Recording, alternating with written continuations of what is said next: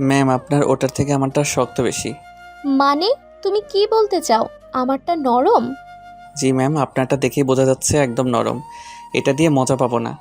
মেয়েদেরটা নরম হয়, এটা দিয়ে মজা পাবে না কেন? আসলে আমার একটু টাইট, শক্ত জিনিস লাগে, না হলে আমি মজা পাই না। আরে একবার এই নরমটা খেয়ে তো দেখো, একদম অমৃতের স্বাদ পাবে। না না ম্যাম, আমার অমৃতের স্বাদ চাই না। আমায় যদি খাওয়াতে ইচ্ছে হয় আপনার, তবে আমার জন্য ওটাকে একটু শক্ত টাইট করে নিয়ে আসুন। চুপ ফাজিল, এটাকে এখন আমি টাইট শক্ত করব কেমন করে? তোমায় এই নরমটাই খেতে হবে। রোমানের কথাটা বলতেই রোহানের দিকে এগিয়ে আসলো। রোহান রোমানার দিকে তাকিয়ে আছে এক দৃষ্টিতে। রোমানা রোহানের দিকে এগিয়ে এসে রোহানের পাশে দাঁড়ালো। রোহানের হাতটা নিজের হাতের মধ্য নিয়ে নিতেই রোহান হ্যাচকা টান দিয়ে নিজের হাত রোমানার হাত থেকে নিয়ে নিল। রোমানা রোহানের এমন ব্যবহারে খানিকটা বিব্রত হয়ে যায়। রোহান রোমানার দিকে তাকিয়ে মুচকি হাসি দিয়ে বলল, ম্যাম, আপনি এমন করে আমায় জোর করে খাওয়াতে পারেন না। তাই নাকি? আচ্ছা চলো নিজের ইচ্ছেতে খেয়ে নাও, এটাতে আরো বেশি ভালো হবে, তাই না? না ম্যাম, একটু ভালো হবে না। এইসব নরম জিনিস খেলে আমি অসুস্থ হয়ে পড়ব। আমার প্রয়োজন নেই এসবের। প্রয়োজন নেই বললেই তো হবে না। তোমার প্রয়োজন না থাকতে পারে, তবে আমার খুব প্রয়োজন আছে। হাতটা দাও বলছি রোহান। আরে সে কখন থেকে জোর করে খাওয়াতে চাইছেন? এটা পাবলিক প্লেস, এখানে আমি ওসব করতে পারবো না, আর খেতেও পারবো না। আরে বাবা তাই নাকি?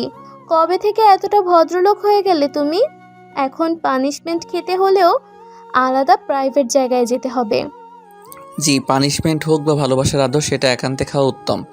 তাই নাকি? দেখো, তোমায় আমি জামাই আদর দিতে চেয়েছিলাম সবার সামনে, কারণ সবার জানা উচিত বেয়াদবি করলে কি সাজা পেতে হয়। এইভাবে বলিয়েন না মিস। আপনার সাথে বেয়াদবি করার সাহস এই ক্লাসে আমি ছাড়া আর কারোর নেই। আপনি আমার একান্ত ব্যক্তিগত সম্পদ। রোহানের কথাগুলো শুনে রোমানা রাগে গজগজ করছে। রোমানা হলো রোহানের ক্লাসের ম্যাম। ক্লাসে সব সময় রোহান রোমানার সাথে ফাজলামি করে। রোমানা সব সময় রোহানকে সাবধান করে যে নিজের লিমিটে থাকতে। তবে রোহান তোর কারোর কথাই শোনে না। সব সময় রোমানাকে বিরক্ত করাটাই যেন রোহানের আসল কাজ।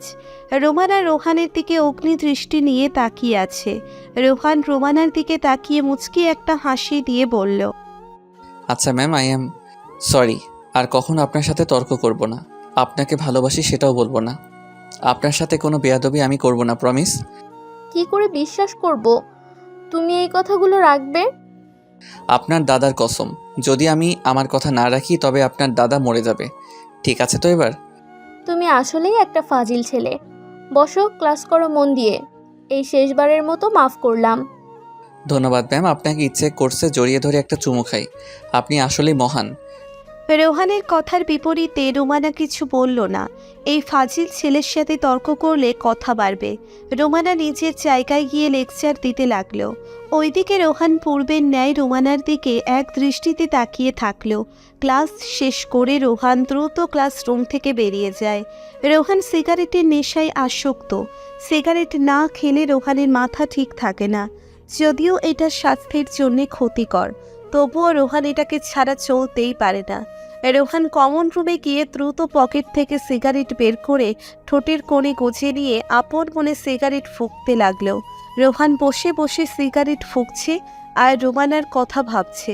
রোমানা কি পারে না তাকে একটু ভালোবাসা দিতে? রোহান তো ভালো ছেলে হয়ে যাবে ওয়াদা করেছে। সেও কি পারে না নিজের ভালোবাসা দিয়ে রোহানকে শুধরে নিতে? হয়তো পারে না। রোহানও শপথ করে নিয়েছে রোমানার থেকে ভালোবাসাটা ঠিক সে আদায় করেই ছাড়বে। রোহান শেষ দুটো টান সিগারেটে বসিয়ে দিতেই রোহানের পেছন থেকে কেউ একজন রোহানকে উদ্দেশ্য করে বলল, এখানে কি হচ্ছে? এত ধোঁয়া কিসের? এই তুমি এখানে কি করছো ক্লাস টাইম বাদ দিয়ে? কণ্ঠস্বরটা রোহানের বেশ চেনা। রোহান পিছন ফিরে তাকাতেই দেখতে পায় রোমানাকে। রোমানাকে দেখে রোহান দ্রুত গতিতে নিজের ঠোঁটের কোণে থাকা সিগারেটটা মাটিতে ফেলে দিয়ে কৌতূহলপূর্ণ দৃষ্টি নিয়ে রোমানার দিকে তাকালো। রোমানা রোহানকে সিগারেট খেতে দেখে রাগে ফুঁসতে লাগলো। এর আগেও একবার রোহান সিগারেট খেতে গিয়ে ধরা পড়ে যায়। আজও ঠিক তাই হলো। রোমানা রাগে গজগজ করতে করতে রোহানের দিকে এগিয়ে আসতে লাগলো। রোমানার এগিয়ে আসা দেখে রোহানের হার্টবিট খুব দ্রুত গতিতে ওঠানামা করতে লাগলো। রোহান নিশ্চুপ হয়ে ঠায় দাঁড়িয়ে আছে। রোমানা রোহানের কাছে এসে নিজের পাটা উঁচু করে রোহানের ঠোঁটের দিকে নিজের নাকটা এগিয়ে দিল। রোহানের মনের মধ্যে এর মধ্যেই তোলপাড় শুরু হয়ে গেছে।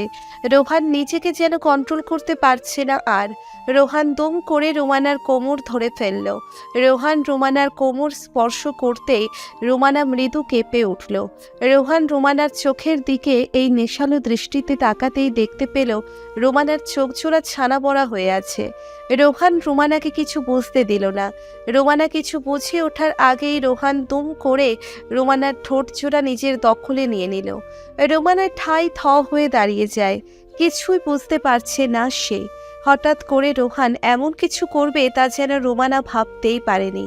রোহান রোমানার ঠোঁট জোড়া নিজের দখলে নিয়ে আপন মনে রোমানার ঠোঁট জোড়া চষতে লাগলো। রোমানা কিছু সময়ের জন্য একটা ঘোরের মধ্যে চলে যায়। ঘোর কাটতেই রোমানা দেখতে পেল রোহান তার ঠোঁট নিজের দখলে নিয়ে আছে। রোমানা রেগে বোম হয়ে গিয়ে দম করে নিজের ঠোঁট জোড়া রোহানের দখল থেকে সরিয়ে নিয়ে সজোরে রোহানের গালে একটা থাপ্পড় বসিয়ে দিল। থাপ্পড়টা বেশ জোরে হয়েছে। থাপ্পড়ের শব্দে পুরো কমন রুমটা মেলো কেঁপে উঠল। রোমানা রাগে গজগজ করতে করতে রোহানকে উদ্দেশ্য করে বলল, এসব কি ছিল? তোমায় আমি ভালো মনে করেছিলাম, আর তুমি কি না? ছি, তোমার সাথে কথা বলতেও আমার লজ্জা লাগছে। কেন লজ্জা লাগছে? আপনি তো আমার মুখে সিগারেটের গন্ধ চেক করতে এগিয়ে এসেছিলেন। আমি নিজেকে কন্ট্রোল করতে পারিনি। এটা কি আমার ভুল?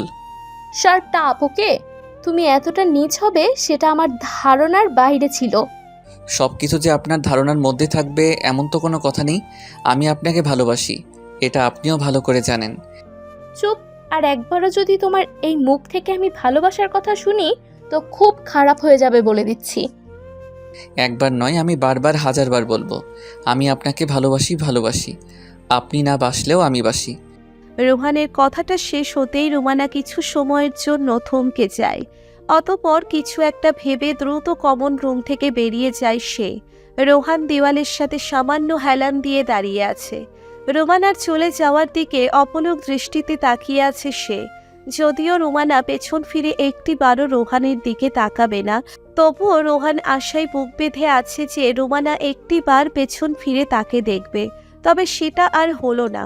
রোমানার রাগে গজগজ করতে করতে চলে যায়। রোহান কিছু সময় ক্লাস করে অতঃপর নিজের বাড়ি চলে আসে। গালের উপর রোমানার হাতের ছাপ পড়ে আছে। রোমানার জন্য মনটা ভীষণ ব্যাকুল হয়ে আছে রোহানের। আজ আর ইচ্ছে করছে না রোমানাকে বিরক্ত করতে। আজ শুধু রোমানার কথা ভাবতে ভালো লাগছে তার।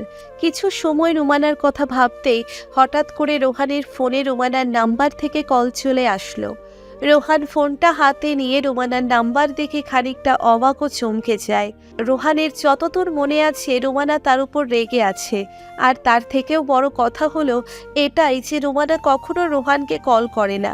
রোহান একটু অবাক হয়ে কলটা পিক করতেই ওপার থেকে রোহানকে উদ্দেশ্য করে রোমানা বলল, কি করছিস এখন? কিছু না, বসে আছি। আজ হঠাৎ করে কল করলেন? কেন কল করেছি সেটা বুঝি জানিস না তুই? নাকি সব জেনেও নাটক করছিস? না, আসলে সত্যি জানি না। বলুন তো, কী কারণে কল করেছেন? তোর জ্বালাতন সহ্য করতে করতে আমি অতিষ্ঠ হয়ে পড়েছি, তাই তোর জ্বালাতন থেকে চিরদিনের জন্য মুক্তি নেওয়ার ব্যবস্থা করেছি, সেটা জানাতেই কল করেছি। আমার থেকে মুক্তি পাওয়ার কোনো উপায় নেই ম্যাম। আমি আপনাকে জ্বালাবো সেটা আপনি হাজার চেষ্টা করলেও বন্ধ করতে পারবেন না। তাই নাকি? ওয়েট 10 মিনিট, এখনই আমি আসছি। রোমানা কথাটা বলতেই ফোনটা কেটে দিল। রোহান খানিকটা বোকা বনে যায়। রোমানা কি বলছে আর কি বা করতে চাইছে কিছুই তার বোধগম্য হচ্ছে না। রোমানা কি করতে চলেছে তাই ভাবছে রোহান। কিছু সময় নিজের রুমের মধ্যে বসে থাকতেই হঠাৎ করে রোহানদের বাড়ির কলিং বেলটা বেশ শব্দ করে বেজে উঠল। রোহান বাসা থেকে উঠে রুম থেকে বাহিরে বেরিয়ে আসতেই চমকে যায়। রোহান দেখতে পায় রোমানাও তার পরিবার রোহানদের বাড়িতে এসেছে। রোমানার বাবা রোহানের বাবাকে দেখে জড়িয়ে ধরল। রোহান খানিকটা অবাক হয়ে তাকিয়ে আছে সকলের দিকে। রোমানা রোহানের মায়ের কাছে আসতেই পা ধরে সালাম করে নিল। রোহানের মা রোমানাকে বুকে জড়িয়ে নিল। দুই পরিবার পাশাপাশি বসে কথা বলছে। রোহান আর রোমানাকে আলাদা কথা বলার জন্য পাঠিয়ে দেওয়া হলো। রোহান রোমানাকে রুমে নিয়ে এসে কৌতূহলী হয়ে বলল, আচ্ছা, সত্যি করে বলুন তো, আমি আপনাকে হাজারবার ভালোবাসি বলার পরেও আপনি কোনো প্রকার পাত্তা দিলেন না, অথচ এখন আবার আমার বাড়িতেই বিয়ের প্রপোজাল নিয়ে এলেন। বলি, আসল ব্যাপারটা কি? আমায় কি দয়া করে বলবেন? আসল ব্যাপার হলো তোমার থেকে আমি মুক্তি চাই। এই রোজগারের ঝামেলা থেকে উত্তরণের উপায় বলতে এই একটা পথ আছে, তাই বিয়ে করে নিচ্ছি তোমায়। আর কিছু? এই ঝামেলা থেকে মুক্তির জন্য বিয়ে করছেন নাকি অন্য কোনো ব্যাপার আছে? অন্য কোনো ব্যাপার আছে মানে? অন্য কি ব্যাপার থাকতে পারে? অনেক কিছুই থাকতে পারে জনাবা। আপনার হাতের ছাপ এখনও আমার গালে লেগে আছে। আর সেই আপনি কিনা সেই হাতেই মেহেদি পরে বিয়ে করতে চাইছেন? কিছু তো ঘটকা আছে জনাবা। আসল ঘটনা হলো তোমার বাবা আর আমার বাবা বন্ধু, আর তোমার আর আমার বিয়ের কথা অনেক আগে থেকেই বলা ছিল। আমি সেটা জানতাম না, আজকেই জানতে পেরেছি, আর তাই ছুটে চলে এসেছি। ও এই ব্যাপার। মন থেকে ভালোবেসে কাছে আসেননি, তাই তো? একদম তাই। যাক, ভালো। রোহান কথাটা বলতেই নিশ্চুপ হয়ে যায়। ওইদিকে রোমানাকে দেখে মনে হচ্ছে সে রোহানের আরও কথা শুনতে চাইছে। এমন হুট করে বিয়ে হয়ে যাবে বা বিয়ের কথা হবে এই সম্পর্কে রোহান বিন্দুমাত্র ধারণা ছিল না। তবে যাই হোক, রোহানের মতো এত বছরের ইচ্ছে ছিল রোমানাকে নিজের করে পাবে, রোমানার ওপর নিজের অধিকার থাকবে। আজ সেটাই হতে চলেছে। তবে কোনো একটা জায়গায় গিয়ে রোহান নিজের মনের মধ্যে সেই শান্তিটা পাচ্ছে না। রোহান আর রোমানা কিছু সময় কথা বলে নেওয়ার পর রোমানার পরিবার রোহানের পরিবারের সাথে কথা শেষ করে বিয়ের কথা বলে পাকা করে নিল। রাতের দিকে রোহানা নিচের রুমে বসে আছে। কিছু সময় বসে থাকার পর রোহানের রুমে তার মা চলে এলো। রোহানের মা এসে রোহানকে উদ্দেশ্য করে বলল, রোহান বাবা, ফ্রি আছিস? হ্যাঁ আম্মু, ফ্রি আছি। কিছু কি বলবে? আসলে আমরা তো তোকে কিছু না জানিয়ে বিয়ের কথা পাকা করেছি। তোর কি রোমানাকে পছন্দ হয়েছে? তুই কি এই বিয়েতে রাজি আছিস? আমাদেরও তো জানা উচিত, তাই না? না আম্মু, সমস্যা নেই।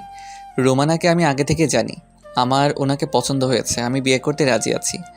যাক, এবার তাহলে আমি শান্তিতে ঘুমোতে পারবো। আমি এটা নিয়ে ভীষণ চিন্তায় ছিলাম। আচ্ছা, আমি আসছি, কেমন? তুই ঘুমিয়ে পড়িস। রোহানের আম্মু কথাটা বলতেই রুম থেকে বেরিয়ে যায়। রোহানাও বিছানা ঠিক করে শুয়ে পড়বে, ঠিক এমন সময় দম করে রোহানের ফোনটা ভীষণ শব্দ করে বেজে উঠল। রোহান ফোনটা হাতে নিতেই দেখতে পায় রোমানা কল করেছে। রোহান ফোনটা পিক করতেই ওপার থেকে রোমানা বলে উঠল, কি ব্যাপার হবু বর আমার, কি করা হচ্ছে এখন? ঘুমাতে যাচ্ছিলাম। আপনি কি করছেন? তোমার কথাই ভাবছিলাম। আচ্ছা, হয়তো তোমায় বিরক্ত করে ফেলেছি, রাখছি কেমন? ওয়েট, আমায় একটা কথা বলবেন? মানে এত ইগনোর করার পর, এত অবহেলা করার পরেও আপনি আমার সাথে কথা বলছেন, আমায় বিয়ে করছেন, মানে এই সব কিছু আমার কাছে ভীষণ প্রশ্নসূচক লাগছে। সকল কিছুর একটাই উত্তর, ভালোবাসা। এখন কোথায় তৈরি হয়ে যায় বলা দায়। রোমানার সাথে আরও অনেকটা সময় কথা বলার পর রোহান ফোন কাটল। রোহানের কাছে রোমানা এখন একটা গোলক ধাঁধা। রোমানার মাথায় যেটা চলছে সেটা রোহানের বুঝতে একটু সময় লাগবে। রোহানাও সবটা বোঝার জন্য অপেক্ষা করছে। দেখতে দেখতে বিয়ের দিন ঘনিয়ে এলো। রোহান রোমানাকে বিয়ে করে নিয়ে বাড়ি ফিরল। বাড়ি আসতেই রোমানাকে বাসর ঘরে নিয়ে যাওয়ার হলো। রোহান অপেক্ষা করছে কখন বাসর রাত হবে। বাসর রাতেই রোমানার আসল প্ল্যান বোঝা যাবে। রোমানা কি সত্যিই ভালোবাসে, নাকি রোহানের পেইন থেকে মুক্তির জন্য এই বিয়েটা করেছে? রাত হতেই রোহান বাসর ঘরে গেল। রোমানা বেশ সেজে গুজে বসে আছে। রোহান বাসর ঘরে এসে রোমানার দিকে এগিয়ে আসতেই রোমানা রোহানকে চমকে দিল। মুখের উপর থেকে ঘোমটাটা সরিয়ে দিয়ে রোহানের দিকে তাকিয়ে বাঁকা হাসি দিয়ে বলল, ভেবেছিলে কি এতটা সহজেই আমি তোমার কাছে এসে ধরা দেব? অসম্ভব। তোমার জ্বালাতন থেকে বাঁচতে আমি তোমায় বিয়ে করেছি, তাছাড়া আর কিছু না। আমি জানতাম এমন কিছুই হবে, তাই আগে থেকেই প্রস্তুতি নিয়ে রেখেছিলাম। সেটা আবার কি? এই যে আমার ভালোবাসা দিয়ে আপনাকে নিজের করে ছাড়বো, এতে যদি আমায় জোর করে আদায় করতে হয় তবে তাই করব। মানে? মানেটা এখনই বুঝিয়ে বলছি। রোহান কথা শেষ করতেই রোমানার দিকে এগিয়ে গেল। রোমানা ভয়ে ভয়ে দৃষ্টি নিয়ে রোহানের দিকে তাকিয়ে আছে। রোহান রুমানার দিকে এগিয়ে এসে রোমানার উপর ঝাঁপিয়ে পড়ল। রোমানা কিছু বুঝে ওঠার আগেই রোহান রোমানার ঠোঁটচোরা নিজের দখলে নিয়ে নিল। পরম আবেশে চুমু খেতে লাগলো রোহান। রোমানা রোহানের থেকে নিজেকে ছাড়িয়ে নেওয়ার চেষ্টা করছে, তবে রোহান কোনোভাবেই ছাড়ছে না রোমানাকে। আজ মনে হয় জোর করে হলেও রোমানাকে নিজের করেই ছাড়বে সে। ভালোবাসা এমনই হয়, আপোষে অনেক সময় ভালোবাসা পাওয়া যায় না, তাই জোর করে নিজের ভালোবাসাকে আদায় করে নিতে হয়। রোহান আর রোমানার জন্য দোয়া করবেন, তারা যেন সব সময় এমনভাবেই ভালোবাসায় থাকতে পারে।